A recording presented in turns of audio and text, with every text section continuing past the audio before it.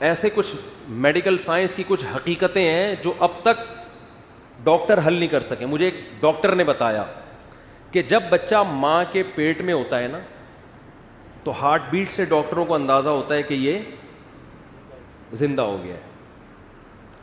اچھا یاد رکھو, اسلام میں زندگی کی جو ڈیفینیشن حدیث میں ہے وہ کچھ اور ہے. میڈیکل سائنس میں ہارٹ بیٹ کو حیات کہا جاتا ہے, لیکن اسلام میں حیات اس بچے میں خاص نوعیت کا شعور پیدا ہو جائے. مثال کے طور پر یہ جو پودے ہیں نا, یہ میڈیکل سائنس کی نظر میں تو جاندار ہیں, اسلام ان کو جاندار چیز قرار نہیں, کیونکہ شعور نہیں ہے. شعور کا مطلب کھوپڑی میں جو سوچنے سمجھنے کا شعور ہوتا ہے. پودے کو لطیفہ سنائے نہیں ہنسے گا, وہ غم کی خبر سنائے نہیں ہوگا, لیکن زندہ ہیں وہ. تو بہت سے لوگ ایک اشکال کرتے ہیں کہ حدیث میں آتا ہے کہ بچے کے پیٹ میں 4 مہینے میں جان پڑتی ہے, جبکہ میڈیکل سائنس کہتی ہے کہ وہ تو شروع کے 3-4 ہفتوں میں ہی ہارٹ بیٹ شروع ہو جاتی ہے. تو جبکہ حدیث میں آتا ہے کہ جان بچے میں کب پڑتی ہے. تو لوگ اس پر اشکال کرتے ہیں کہ میڈیکلی تو جان پہلے پڑ چکی ہوتی ہے. تو یہ اس اشکال کی وجہ یہ ہے کہ انہوں نے میڈیکل سائنس میں جس کو حیات کہتے ہیں اور اسلام میں جس کو حیات کہتے ہیں دونوں کی میں فرق کو ملحوظ نہیں رکھا. تو 4 مہینے میں بچے میں خاص قسم کا شعور پیدا ہو چکا ہوتا ہے, جس کو روح پڑھنے سے تعبیر کرتے ہیں. صرف دل کی حرکت کو روح نہیں کہا جاتا. خیر, اور یہ شعور پھر بڑھتا رہتا ہے.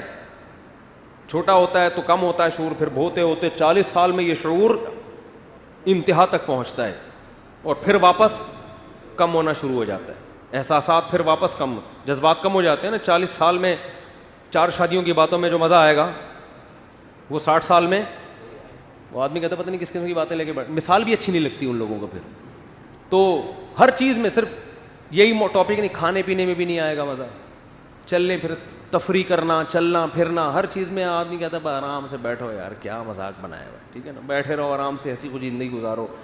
کیا وہ چترال جا رہے ہیں, کبھی کیلاش کی ویڈیو بنا کے بھیج رہے ہیں. تو جب انسان بوڑھا ہوتا ہے تو وہ آرام سے ایک جگہ, سب کے ساتھ ہوگا یہ, کوئی نہیں, ہم سب کے ساتھ ہونے والا ہے یہ.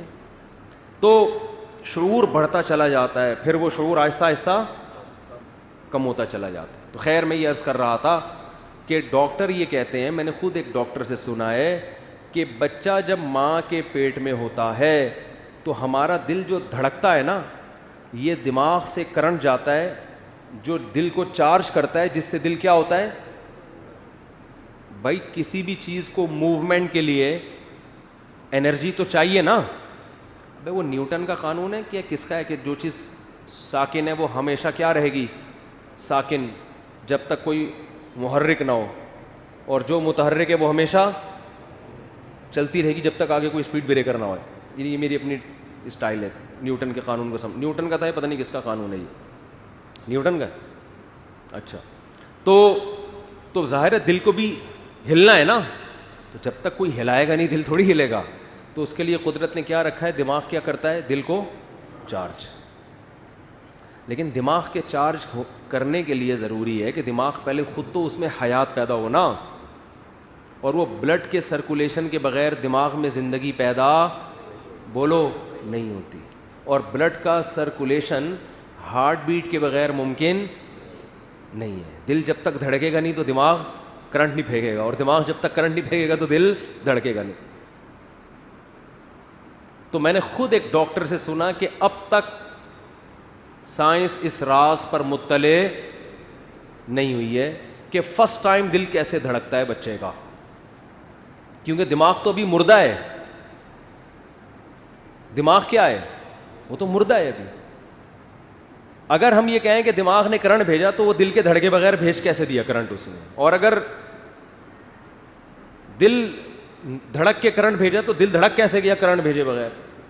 تو اتنے سارے راز ہیں جو ابھی تک مبہم ہیں. تو ایسا پیچیدہ نظام بنایا ہوئی آٹومیٹیکلی بن گیا سارا.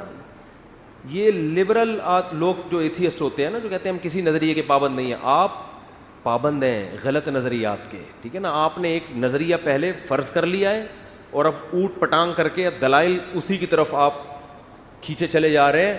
اگر آپ براڈ مائنڈڈ ہو کے سوچیں گے تو آپ اس بات کو ماننے پر مجبور ہوں گے خود سے نہیں بنے بلکہ کسی نے ہمیں بنایا ہے.